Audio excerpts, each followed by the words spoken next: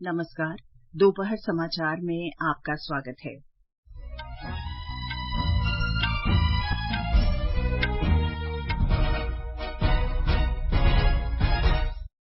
संसद के दोनों सदनों में कांग्रेस नेता राहुल गांधी द्वारा लंदन में भारत में लोकतंत्र पर की गई टिप्पणी को लेकर हंगामा, लोकसभा की कार्यवाही दिन भर के लिए स्थगित।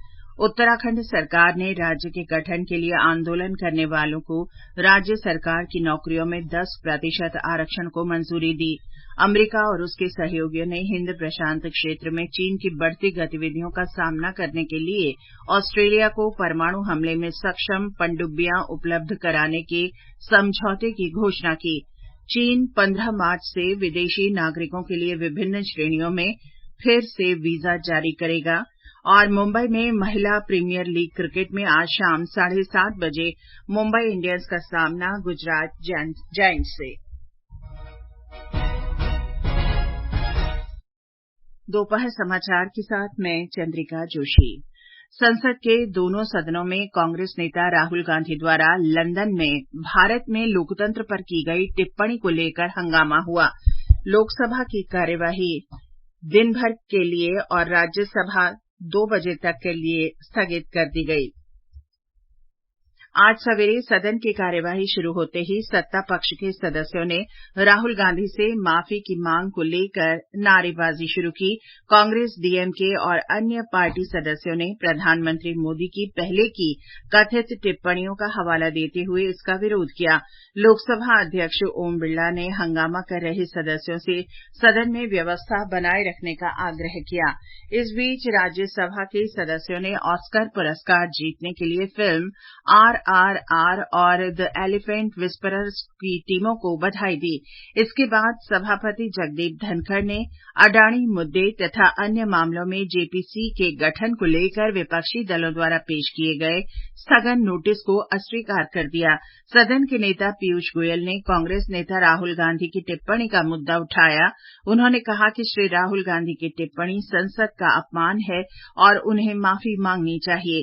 कांग्रेस सदस्यों ने श्री गोयल का विरोध किया और अडानी मुद्दे को उठाते हुए सदन के बीचों बीच आ गए। आम आदमी पार्टी के सदस्य भी उनके साथ थे। डीएमके, तृणमूल कांग्रेस, वामदल, एनसीपी और अन्य पार्टी सांसद अपने अपने स्थान पर खड़े रहे। हंगामा जारी रहने के कारण दोनों सदनों की कार्यवाही पहले दोपहर 2 बजे तक और फिर दिन भर के लिए स्थगित कर दी गई। सूचना और प्रसारण मंत्री अनुराग सिंह ठाकुर ने देश के बाहर भारतीय लोकतंत्र के खिलाफ कथित रूप से अपमानजनक टिप्पणी के लिए कांग्रेस सांसद राहुल गांधी से माफी की मांग की है। नई दिल्ली में आज संवाददाताओं से बात करते हुए श्री ठाकुर ने आरोप लगाया कि कांग्रेस देश के खिलाफ अभियान चला रही है। उन्होंने कहा, टेरर फंडिंग मामलों की जांच कर रहे संगठन अब कांग्रेस के भ्रष्टाचार मॉडल पर केस स्टडी कर रहे हैं। आप इमरजेंसी जैसी सिचुएशन की बात मीडिया पर करते हैं। याद करो, आपकी ही सरकार थी, आर्टिकल 356 का दुरुपयोग किसी ने किया तो कांग्रेस ने किया। भारतीय जनता पार्टी के नेताओं को जेल में महीनों तक डालने का काम, मीडिया को बंद करने का काम, ये कांग्रेस के समय हुआ है। और देश से बाहर जाकर आप देश को बदनाम करने का काम करते हो, भारत को दुनिया भर में बदनाम करने का काम करते हो। राहुल जी, आपको तुरंत वापस आकर सदन में, जहाँ देश से माफी मांगनी चाहिए, सांसदों से, संसद से माफी मांगनी चाहिए। सरकार ने आज दोहराया है कि वह प्रेस के कामकाज में कोई हस्तक्षेप नहीं करती है और देश में प्रेस की स्वतंत्रता बनाए रखने के लिए प्रतिबद्ध है। सूचना और प्रसारण मंत्री अनुराग सिंह ठाकुर ने प्रेस स्वतंत्रता सूचकांक के मुद्दे पर आज लोकसभा में एक लिखित उत्तर में ये बात कही। उन्होंने कहा कि सरकार विदेशी गैर सरकारी संगठनों द्वारा प्रकाशित विश्व प्रेस स्वतंत्रता सूचकांक के विचारों और मानकों से सहमत नहीं है। भारत की कुल 22 भाषाओं को भारत के संविधान की 8वीं अनुसूची में शामिल किया गया है। गृह राज्य मंत्री नित्यानंद राय ने आज लोकसभा में एक लिखित उत्तर में बताया कि 26 जनवरी 1950 को 14 भाषाओं को संविधान में शामिल किया गया था। उन्होंने कहा कि 7 जनवरी 2004 को बोडो, डोगरी, मैथिली और संथाली को भाषाओं की 8वीं अनुसूची में शामिल किया गया था। संबलपुरी, कोसली, गढ़वाली और कुमाऊनी सहित 38 भाषाओं को संविधान की 8वीं अनुसूची में शामिल करने के लिए समय समय पर मांग की जाती रही है। केंद्रीय राज्य मंत्री ने कहा कि इनमें से कई भाषाएं कई राज्यों में बोली जाती हैं, इसलिए उनका उपयोग राज्य की सीमाओं से प्रतिबंधित नहीं है। उन्होंने कहा कि वर्तमान में संविधान की 8वीं अनुसूची में किसी भी भाषा को शामिल करने के लिए कोई निश्चित मानदंड नहीं है। ये समाचार हमारी वेबसाइट newsonair.com/hindi और हमारे mobile app news on AIR पर भी उपलब्ध हैं। दोपहर समाचार में आपका फिर स्वागत है। उत्तराखंड में सरकार ने राज्य के गठन के लिए आंदोलन करने वालों को राज्य सरकार की नौकरियों में 10% आरक्षण देने को स्वीकृति प्रदान की है। राज्य का गठन वर्ष 2000 में हुआ था। इससे पहले इसके गठन को लेकर आंदोलन हुए थे। मुख्यमंत्री पुष्कर सिंह धामी की अध्यक्षता में भराड़ीसैंण में हुई मंत्रिमंडल की बैठक में ये निर्णय लिया गया है। राज्य आंदोलनकारियों को विगत 12 वर्षों से सरकारी नौकरियों में आरक्षण का लाभ नहीं मिल रहा था। मंत्रिमंडल से नवीन सौर नीति तथा विधायक स्थानीय क्षेत्र विकास निधि को 3 करोड़ 75 लाख से बढ़ाकर 5 करोड़ प्रतिवर्ष करने के प्रस्ताव को भी स्वीकृति प्रदान की गई। मंत्रिमंडल ने अन्य प्रमुख फैसलों में महिला मंगल दल को दी जाने वाली वित्तीय सहायता को 25 लाख रुपए से बढ़ाकर 40 लाख रुपए और मंदिरों के सौंदर्यीकरण के लिए दिए जाने वाले अनुदान को 25 लाख रुपए से बढ़ाकर 50 लाख रुपए करने को मंजूरी दे दी है। महाराष्ट्र सरकार ने राज्य में प्याज किसानों को 300 रुपए प्रति क्विंटल की अनुग्रह राशि देने की घोषणा की है। महाराष्ट्र में किसान प्याज कीमतों में भारी गिरावट से बुरी तरह प्रभावित हैं। उच्चतम न्यायालय ने भोपाल गैस त्रासदी के पीड़ितों के लिए और अधिक क्षतिपूर्ति की मांग करने वाली केंद्र सरकार की याचिका को खारिज कर दिया है।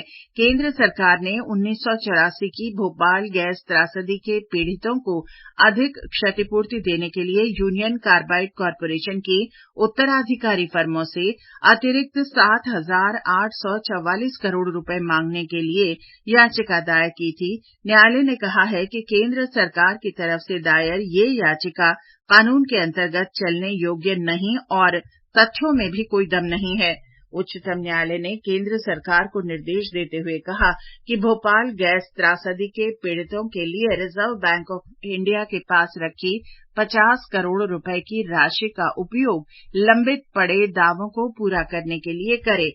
न्यायमूर्ति एसके कौल, न्यायमूर्ति संजीव खन्ना, न्यायमूर्ति एएस ओका, न्यायमूर्ति विक्रम नाथ और न्यायमूर्ति जेके माहेश्वरी ने 12 जनवरी 2023 के फैसले को सुरक्षित रखा था। केंद्रीय मंत्री धर्मेंद्र प्रधान ने ओडिशा में जंगल में आग की बढ़ती घटनाओं पर चिंता व्यक्त की है।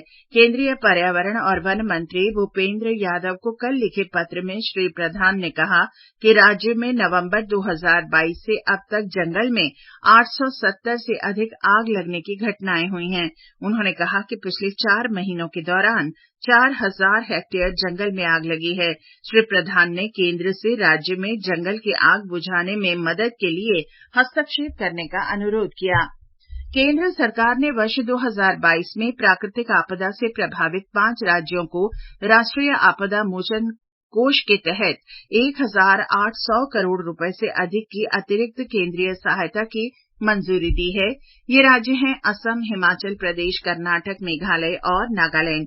चालू वित्त वर्ष के दौरान केंद्र सरकार ने 15,770 करोड़ रुपए से अधिक की राशि 25 राज्यों के आपदा मोचन कोष के लिए जारी की है। 4 राज्यों को लगभग 500 करोड़ रुपए राष्ट्रीय आपदा मोचन कोष से जारी किए गए हैं। ये समाचार आकाशवाणी से प्रसारित किए जा रहे हैं।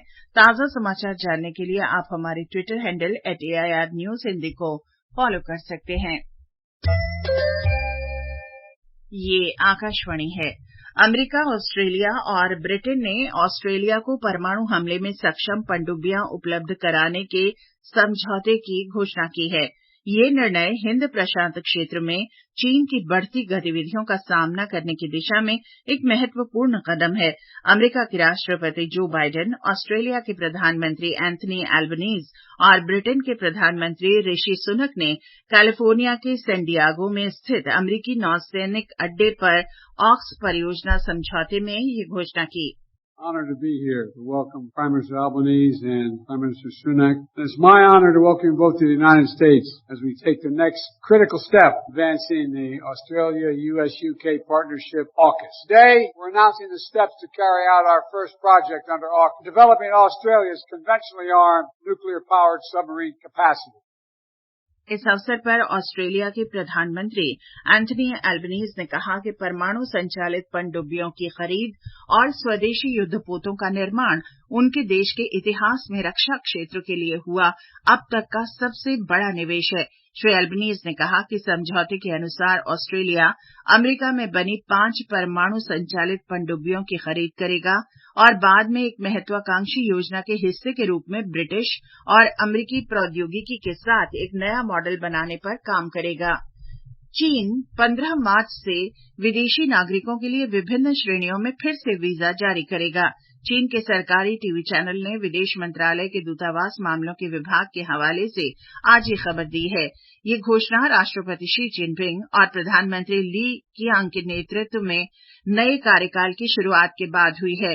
मार्च 2020 में चीन के शहरों में कोविड मामले सामने आने और दुनिया भर में महामारी फैलने के बाद चीन ने सभी प्रकार के वीजा रद्द कर दिए थे। चीन ने इस महीने से न्यूजीलैंड, रूस और मलेशिया सहित कुछ देशों के यात्रियों के लिए कोविड संबंधी नियमों में ढील दी है। भारत से आने वाले यात्रियों को अपनी यात्रा के 48 घंटे के भीतर नकारात्मक कोविड जांच रिपोर्ट दिखाना आवश्यक है। विज्ञान और प्रौद्योगिकी मंत्री डॉक्टर जितेंद्र सिंह ने कहा है कि नई राष्ट्रीय शिक्षा नीति में महत्वाकांक्षी स्टार्टअप को सक्षम अवसर मुहैया कराए गए हैं। डॉक्टर जितेंद्र सिंह नई दिल्ली में उच्च शिक्षा में सार्वजनिक निजी भागीदारी मॉडल के माध्यम से शिक्षा में नवाचार पर राष्ट्रीय संगोष्ठी के उद्घाटन सत्र को संबोधित कर रहे थे। डॉक्टर जितेंद्र सिंह ने कहा कि नई शिक्षा नीति बीच में पढ़ाई छोड़ने की समस्या को समाप्त कर देगी और छात्रों को कौशल और नवाचार के लिए अवसर प्रदान करेगी। महिला प्रीमियर लीग क्रिकेट में आज मुंबई इंडियंस का सामना गुजरात जायंट्स से होगा। ये मैच मुंबई में शाम 7:30 से खेला जाएगा। कल दिल्ली कैपिटल्स ने रॉयल चैलेंजर्स बैंगलोर को 6 विकेट से हरा दिया। जीत के लिए 151 रन के लक्ष्य को दिल्ली की टीम ने 2 गेंद शेष रहते हासिल कर लिया। FIH हॉकी प्रो लीग में भारत ने कल ओडिशा के बिरसा मुंडा स्टेडियम में जर्मनी को 6-3 से पराजित किया। भारतीय टीम ने पिछले शुक्रवार को भी विश्व कप चैंपियन जर्मनी को 3-2 से हराया था।